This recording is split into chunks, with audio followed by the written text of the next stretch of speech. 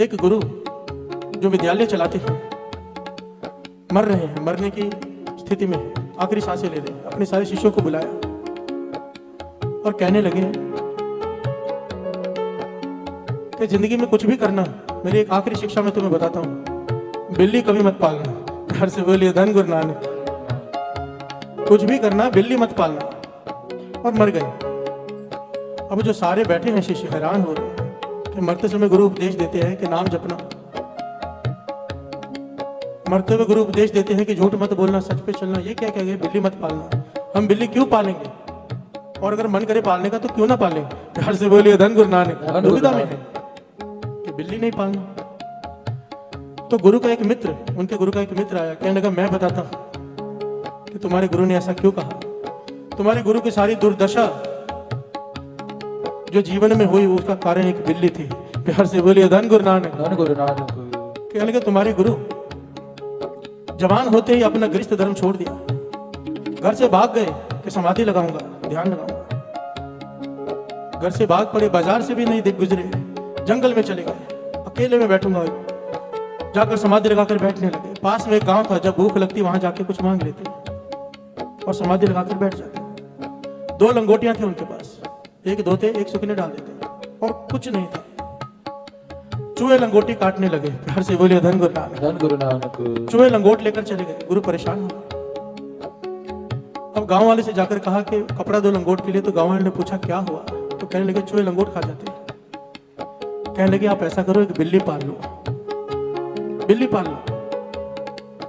बात जच गई, बिल्ली ले आए। बिल्ली चूहे तो खा गई, चूहे खा के पेट एक दिन भर गया, अब दूसरे दिन तीसरे दिन भूखी है। ये तो महापुरुष में बैठी है, बिल्ली सामने मर रही है। प्यार से बोलिए धन गुरु नानक। धन गुरु नानक। ये पाप हो जाएगा। गांव में गए बिल्ली के लिए दूध लेने, 2-4 बार गए। किसी ने कहा मेरी भैंस ही ले जाओ, रोज रोज क्यों आते हो। वहीं से दूध लेकर पिला दिया करो बिल्ली को। खुश हो गए, भैंस ले आए। देखना, गृहस्थ आश्रम छोड़कर भागे और क्या कर रहे हैं कि भैंस ले आए। अब उसका दूध निकाल कर बिल्ली को पिला दिया और भैंस क्या खाए। प्यार से बोलिए धन गुरु नानक। धन गुरु नानक। अब गांव में गए तो किसी ने कहा मेरी इतनी जमीन है, ये ले लो, इस पे घास उगा लो, खेती बाड़ी करो, अपने लिए भी भोजन बन जाएगा, मांगते हो गांव में जाकर, और भैंस भी खा लेगी, बिल्ली भी पल जाएगी। खेती बाड़ी करनी शुरू कर दी। अब जो समय भक्ति में बीतता था खेती बाड़ी में बीतता है भैंस को पालने के लिए। प्यार से बोलिए धन गुरु नानक। धन गुरु नानक। अब बीमार पड़ गए, कभी खेती बाड़ी की नहीं, शरीर दुखने लग गया, बीमार पड़ गए। बीमार पड़ गए, सेवा करने के लिए कोई आए नहीं। गाँव वाले से कहा, उन्होंने विधवा भेज दी कि ये सेवा कर देगी। अब विधवा सेवा कर रही है, वही हुआ, उससे प्यार हो गया, शादी हो गई। प्यार से बोलिए धन गुरु नानक। धन गुरु नानक।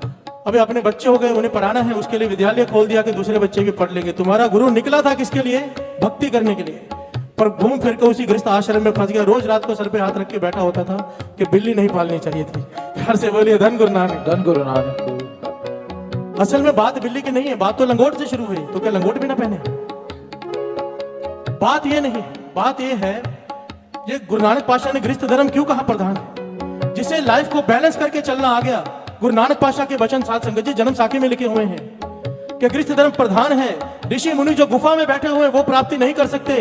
अगर जो गृहस्थ धर्म में जी रहा है, अगर अमृत वेला संभाल ले तो वो प्राप्ति कर लेगा। अमृत वेला, जिसे लाइफ को बैलेंस करना आ गया, जिसने अपने दिन के 2.5 घंटे अमृत वेले को दे दिए।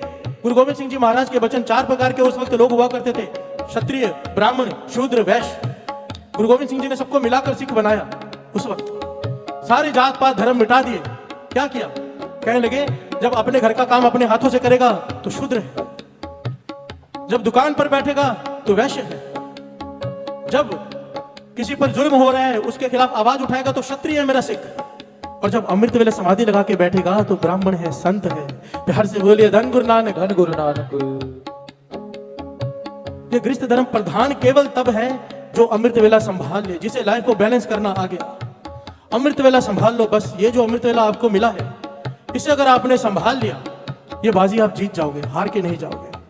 वो गुरु सर पीट के चला गया, हमें नहीं पीटना पड़ेगा।